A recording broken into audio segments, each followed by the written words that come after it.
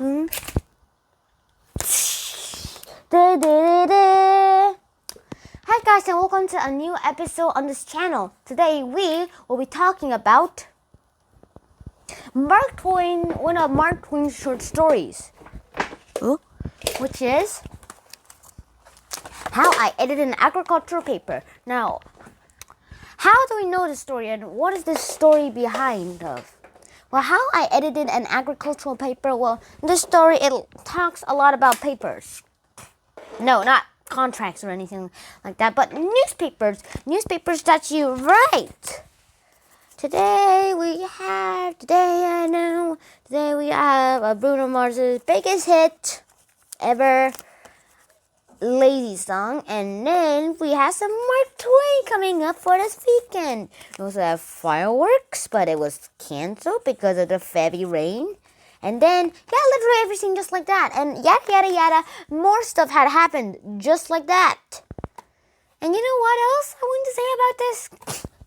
Mark Twain, I don't know. I will never be known. Probably. The I in this book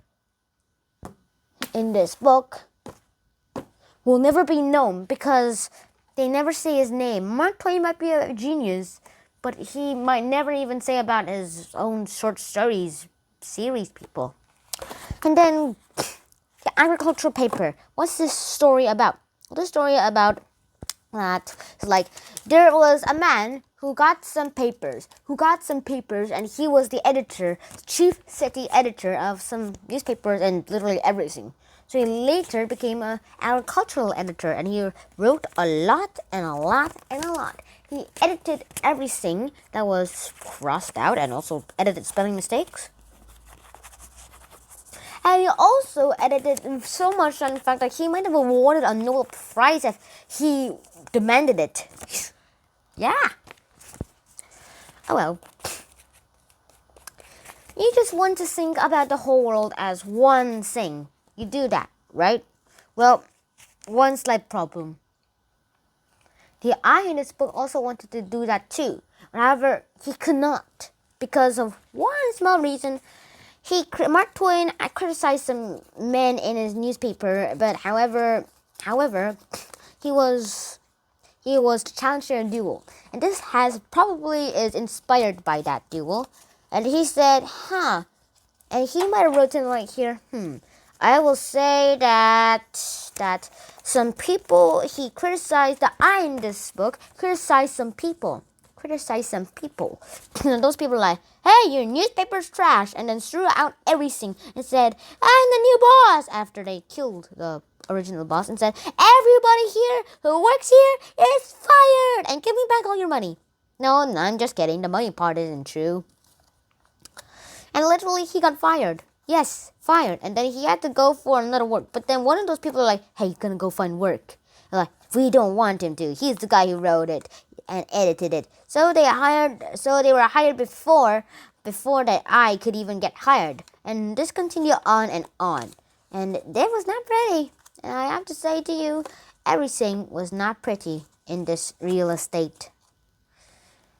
Yeah, it wasn't pretty, and that's how the story ends. Now, if you want to know more about the story, I have to say you have to read the story by yourself.